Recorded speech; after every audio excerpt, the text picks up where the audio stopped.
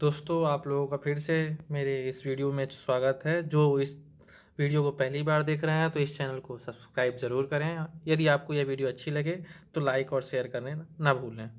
दोस्तों, आज हम एक्सरसाइज की ओर आ रहे हैं। Exercise 8.1 NCERT math book class 10th की है। क्वेश्चन नंबर 1 बोलता है ट्रायंगल एबीसी में जिसका कोण बी समकोण है। अब इसमें ट्रायंगल एबीसी है जिसका कोण बी क्या है, समकोण है। तो आप एक ट्रायंगल बनाओ, एंगल बी को आप क्या कर दो, 90 डिग्री कर दो, तो क्या कहलाएगा, समकोण। यानी बी यहाँ पे आएगा, ए आप ये दे दो, ए बी और सी। तो दोस्तों हमें मिला क्या क्या, गिवन क्या क्या है। ए बी की वैल्यू दी है 24, बी सी की वैल्यू दी है 7। तो बच्चों देखो, अब हमें चाहिए क्या। पहले तो आप यहाँ से एक एंगल बनेगा और मुझे कर्ण चाहिए। तो कर्ण के लिए अपन क्या निकालेंगे, पाइथागोरस प्रमेय से कर्ण निकाल सकते हैं।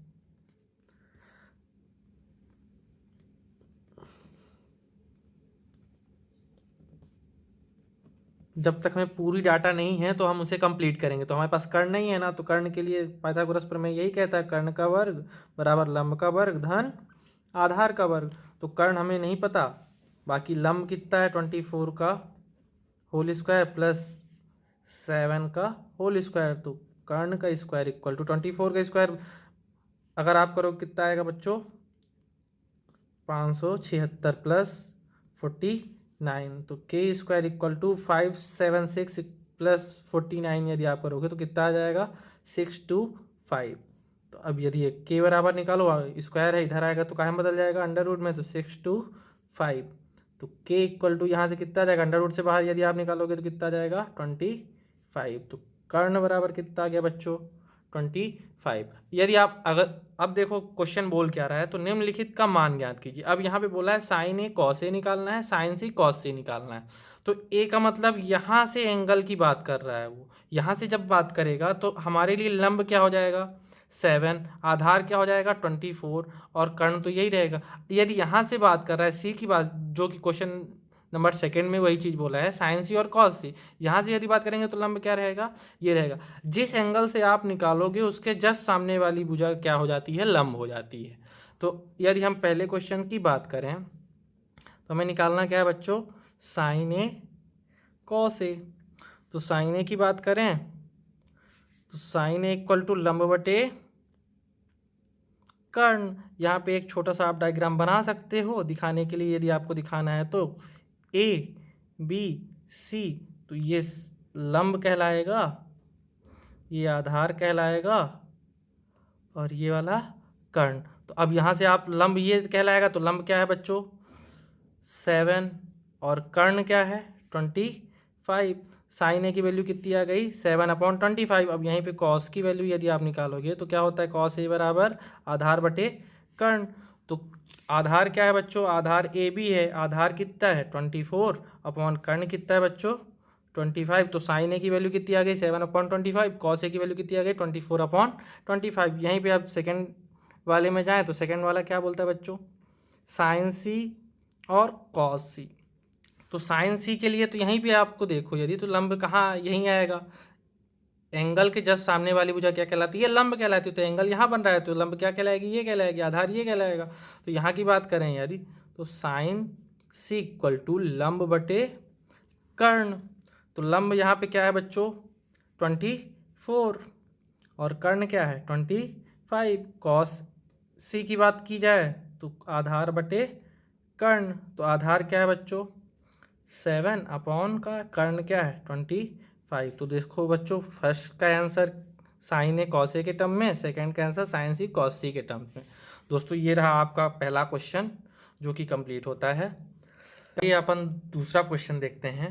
दूसरा क्वेश्चन क्या कहता है, दूसरा क्वेश्चन कहता है कि tan p minus cot r का मान ज्ञात कीजिए जब डायग्राम बुक में दिया गया है। डायग्राम पी क्यू की वैल्यू दी गई 12 सेंटीमीटर, पी आर की वैल्यू दी गई 13 सेंटीमीटर। दोस्तों हमें यहाँ पे पता क्या नहीं है, क्यू आर की वैल्यू हमें पता नहीं है।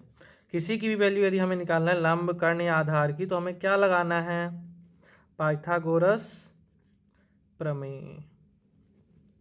पाइथागोरस प्रमेय से बात करें तो वही कर्ण का वर्ग बराबर होता है लंब का वर्ग धन आधार का वर्ग। तो हमें क्या क्या गिवन है वो आप पुट कर दो। 13 गिवन है, कर्ण 13 है और लंब क्या है 12 का होल स्क्वायर। आधार हमें ज्ञात करना है तो आधार को आप ज्यों करते हो रहने दो। 13 का स्क्वायर 169, 12 का स्क्वायर 144 प्लस आधार का स्क्वायर 144 को आप इधर लाओ इक्वल टू के इधर, तो आधार इक्वल टू क्या हो जाएगा 169 माइनस 144।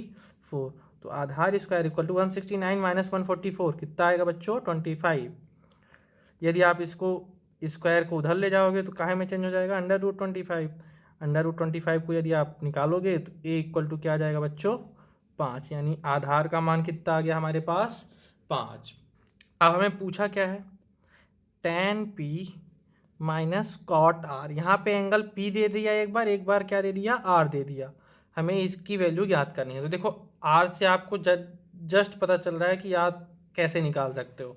कॉट आर की बात हो रही है यदि, तो कॉट आर के लिए क्या हो जाएगा tan का उल्टा लंब बटे आधार होता है, तो आधार बटे लंब। आधार की वैल्यू कितनी है बच्चों 5, लंब की वैल्यू कितनी है 12।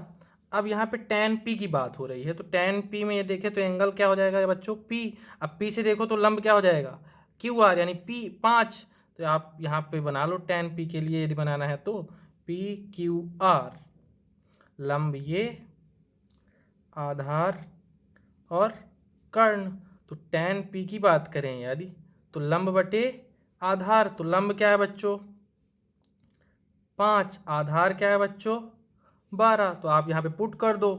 tan p की वैल्यू कितनी आई हमारे पास 5/12 माइनस कॉट r की वैल्यू कितनी आई अपने पास 5/12। ये प्लस में है ये काहे में है माइनस में है, इन दोनों को जोड़ोगे तो कितना आएगा 0। ये और ये कट गए, कितना आ गया बच्चों हमारे पास 0।